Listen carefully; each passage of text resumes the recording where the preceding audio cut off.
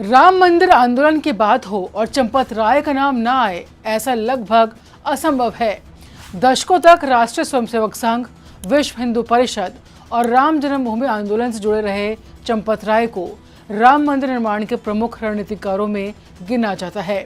लेकिन आज वही चंपत राय राम मंदिर दान और चढ़ावा विवाद के चलते गंभीर सवालों के घेरे में है। चंपत राय का जन्म उत्तर प्रदेश के बिजनौर जिले में हुआ। प्रारंभिक शिक्षा पूरी करने के बाद उन्होंने अध्यापन कार्य भी किया, लेकिन बाद में अपना जीवन राष्ट्रीय स्वयंसेवक संघ और उससे जुड़े संगठनों के कार्यों के लिए समर्पित कर दिया। बताया जाता है कि उन्होंने विवाह भी नहीं किया और पूर्णकालिक प्रचारक के रूप में संगठन के लिए काम किया। संघ परिवार में उनकी पहचान एक अनुशासित, सादगीपूर्ण और संगठन के प्रति पूर्ण निष्ठा रखने वाले कार्यकर्ता की रही। 1980 और 1990 के दशक में जब राम जन्मभूमि आंदोलन देश की राजनीति और समाज का सबसे बड़ा मुद्दा बन रहा था, तब चंपत राय विश्व हिंदू परिषद के प्रमुख कार्यकर्ताओं में शामिल थे। रामशिला पूजन अभियान से लेकर देश भर में जन जागरण कार्यक्रमों के आयोजन तक उन्होंने आंदोलन को संगठित करने में महत्वपूर्ण भूमिका निभाई। बाबरी ढांचा विवाद, कोर्ट में लड़ाई और मंदिर निर्माण के लिए जन समर्थन जुटाने जैसे अनेक चरणों में उनका नाम लगातार सामने आता रहा। साल 2019 में सर्वोच्च न्यायालय के फैसले के बाद जब राम मंदिर निर्माण का मार्ग प्रशस्त हुआ और श्री राम जन्मभूमि तीर्थ क्षेत्र ट्रस्ट का गठन किया गया, तब चंपत राय को ट्रस्ट का महासचिव बनाया गया। मंदिर निर्माण, दान प्रबंधन, श्रद्धालुओं से संवाद और ट्रस्ट के प्रशासनिक कार्यों में उनकी भूमिका अत्यंत महत्वपूर्ण मानी गई।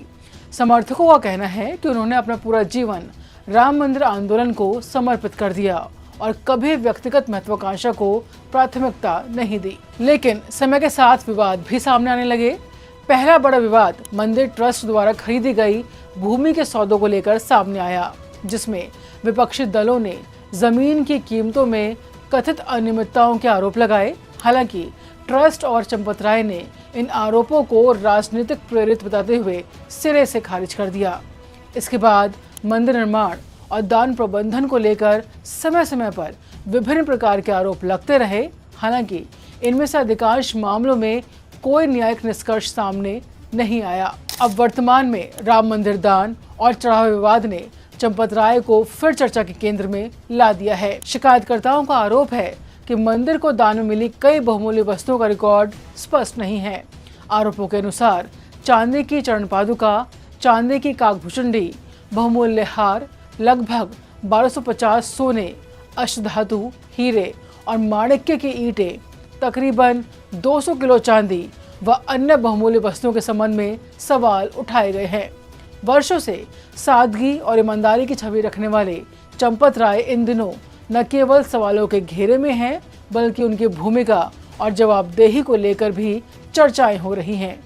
किसी भी विवाद पर अपने मुखर प्रतिक्रिया के लिए पहचाने जाने वाले चंपत राय इस मामले की शुरुआत से ही सार्वजनिक रूप से बहुत कम दिखाई दे रहे हैं। इसी वजह से उनकी चुप्पी को लेकर भी तमाम सवाल उठ रहे हैं। ट्रस्ट के महासचिव के रूप में वो अपनी जवाबदेही से आखिर क्यों बच रहे हैं? क्या ये सारी गतिविधियां उनके जानकारी में हो रही थी? क्या इस्तीफा जनता के सवालों से बचने का प्रयास है, या फिर जांच पूरी होने तक वो किसी भी सार्वजनिक टिप्पणी से बचना चाहते हैं? ये जो भी सवाल है वो यूं ही नहीं उठ रहे हैं, उसके पीछे भी कारण है।